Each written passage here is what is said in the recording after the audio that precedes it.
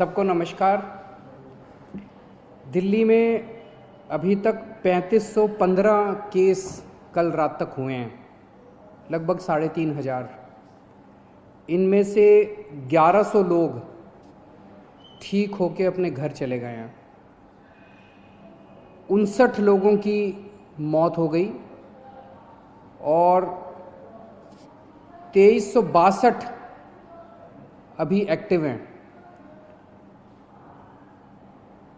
एक तरह से अगर इसको देखा जाए 3500 केस हुए हैं तो एक मन में ये आता है कि दिल्ली के अंदर केस बड़ी तेज़ी से बढ़ रहे हैं।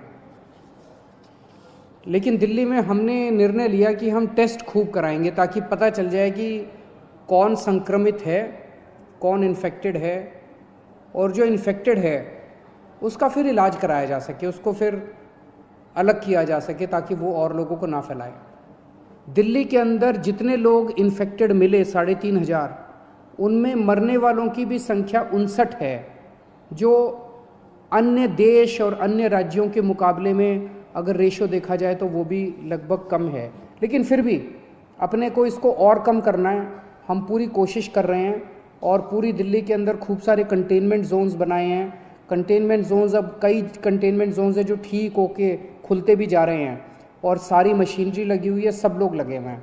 तो एक तरफ अपने को कोरोना को फैलने से रोकना है और दूसरी तरफ कोशिश करनी है कि अगर किसी को हो भी जाए तो वो ठीक होकर अपने घर चला जाए। मौत नहीं होनी चाहिए किसी भी हालत में। एक अच्छी खबर ये है कि LNJP अस्पताल के अंदर हमें केंद्र सरकार से परमिशन मिली थी प्लाज्मा थेरेपी को ट्रायल करने के लिए। उसके हमने कुछ चंद मरीजों को प्लाज्मा थेरेपी दी। उनमें पहला मरीज कल ठीक होके अपने घर चला गया है प्लाज्मा थेरेपी की वजह से, जो कि सीरियस था, काफ़ी सीरियस था, ICU में था, लेकिन कल वो ठीक होके अपने घर चले गए हैं। तो हमें इनिशियल नतीजे प्लाज्मा थेरेपी के अच्छे मिल रहे हैं। अभी कुछ दिन पहले केंद्र सरकार की तरफ से कुछ बयान आए थे जिसकी वजह से कन्फ्यूजन ये हुआ। कई लोगों के मेरे पास फ़ोन आए कि जी क्या प्लाज्मा थेरेपी बंद कर रहे हो। केंद्र सरकार ने केवल इतना कहा था कि जिन लोगों को केंद्र सरकार से अप्रूवल है वही लोग प्लाज्मा थेरेपी के ट्रायल करें, दूसरे लोग ना करें। प्लाज्मा थेरेपी के अभी नतीजे फाइनल नहीं हुए हैं, अभी ट्रायल चल रहे हैं। यही केंद्र सरकार ने कहा था और वो हम भी मानते हैं कि अभी हम लोग भी ट्रायल कर रहे हैं। LNJP अस्पताल के अंदर जो सीरियस मरीज हैं उनके ऊपर हम ट्रायल कर रहे हैं, ट्राई करके देख रहे हैं कि भाई इसके नतीजे कैसे आते हैं। जैसे जैसे जो नतीजे आ रहे हैं मैं आपके सामने रख देता हूँ।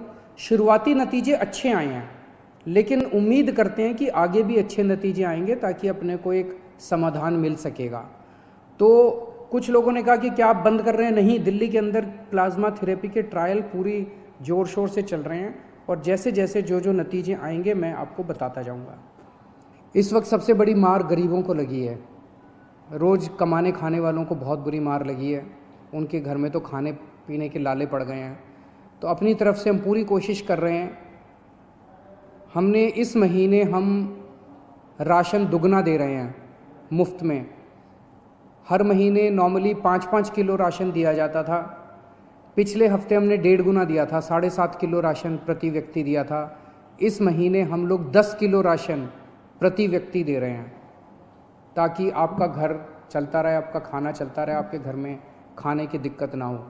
और राशन के साथ साथ कई लोगों का ये आया था जी केवल राशन से काम नहीं चलता, तो हमें किट दे रहे हैं जिसमें आपकी रोज़मर्रा की ज़रूरतें की 6-7 चीज़ें हैं। साबुन है, तेल है, इस तरह की नमक है, इस तरह की 6-7 चीज़ें आपको बना के किट में दे रहे हैं ताकि आपकी रोज़मर्रा की ज़िंदगी चलती रहे।